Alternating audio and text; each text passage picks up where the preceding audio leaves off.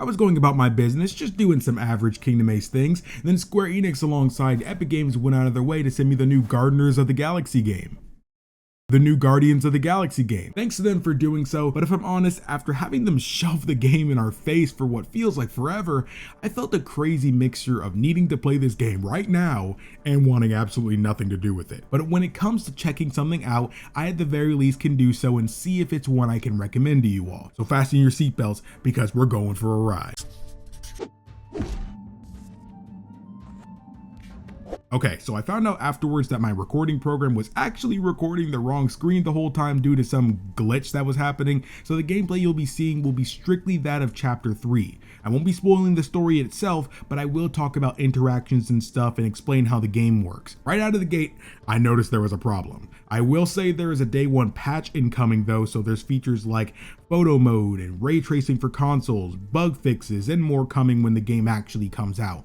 However, the one bug that I really encountered that kind of neutered my run was this controller issue. Controller support for the game is present, but for me, it just did not work right for some reason. Star-Lord just starts shooting wherever the camera is pointing whenever you move the camera when you're using a controller. But the problem just completely disappears when you use keyboard and mouse. I have no idea why or how this happened. At first, I wasn't even sure if it was a glitch. I started going through all my menus and my settings and stuff like that for controllers. I didn't know what half of this stuff meant, but I just started changing stuff to see if there was a way to fix this, and it just did not fix it no matter what I did. So I'm chalking it up to be an issue, and I really hope this is fixed for anybody who plans on playing this game on PC. Though keyboard and mouse do play fine too, however, in action games like this, even when shooting is involved, I prefer playing with a controller, especially when my hands start making like a pretzel and getting tangled, pressing shift here, pressing 3 there, while pressing 5, and if you want to dash, make sure you're pressing F2.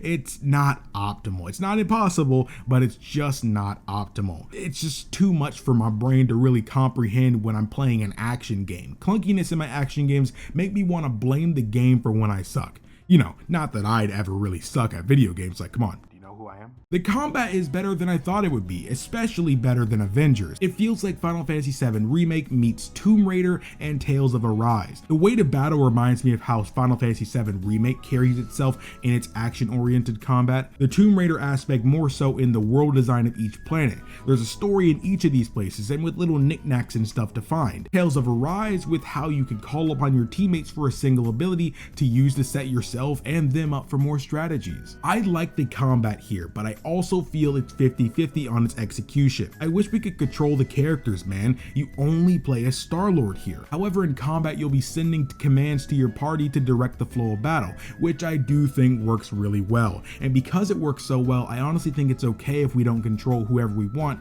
even if I feel it's a missed opportunity. As Star-Lord, you'll be flying and shooting constantly. With upgrades, you'll be able to get along the way to spice things up. When the character abilities are charged up, you'll be able to allow them to use an ability that you can work into a strategy. You can get Groot to stop them in their tracks with his branches and get Rocket to blow them all up sky high. Or you can get Drax to take out more durable enemies and make them more vulnerable so anyone can go and rush in with their attacks. And honestly, this feels a lot more satisfying than I thought it would. While exploring the world, you'll often have miniature puzzles to solve. Not Final Fantasy X level of puzzles, of course. I still have nightmares of the Cloister of Trials. But I find them to be a nice way to get us to explore our surroundings despite not having a run button. Sure, you can dash, but you can't spam it, so it doesn't feel like getting around is any faster. But it's cool being able to see all the cool ways we can interact with the environments to get to where we need to go or find a nice shortcut. Getting to see them all use their abilities in context outside of battle just really makes me appreciate all these characters, especially with how great the dialogue is in this game. I love the dialogue. It feels real, it's soft-hearted, and I love every moment. Like, it's obvious they're at each other's throats all the time, they give each other a hard time, and they annoy each other, but it's obvious that's just how these guys are, man. It feels like how me and my friends are. What do you mean that makes me a bad friend? I like how they often comment on you shooting at nothing or going off the path to explore. When I play these kind of games, I like looking for collectibles. So that means channeling my inner Zorro and going the wrong way. And hearing them make fun of me for not knowing where to go is just funny, man. And they do it all the time. Like, yo, I am a grown man. Get off me. I like how they can lead to missable dialogue between characters too though. It's a neat bonus for going the extra mile to see what the game has to offer. But first impressions of the game, I'm really enjoying it. I know I said earlier I was both really wanting to play it and wanting nothing to do with it, but in all honesty, I was a lot more in the campaign of just not really caring. As someone who hasn't seen the movies, I think that goes to show how well done the writing is for this game. There's no introduction on how they all met, nor is there an explanation of it in depth whatsoever. Spending time with them in general gives us context that they've been together for a while, and I think that was a way better way to go about things. So please, go and buy this game. I'm definitely going to grab a PS5 copy for myself, as that's going to look pretty hot on my shelf. And you know, being in the 1% of the population who owns a PS5, I need to have something to flex about when I have friends over. What do you mean I'll have no friends after this? You made it to the end! Thanks so much. If you enjoyed this style of video, then you're really going to want to check out this video on why Final Fantasy XIV is one of the best games you never knew you needed.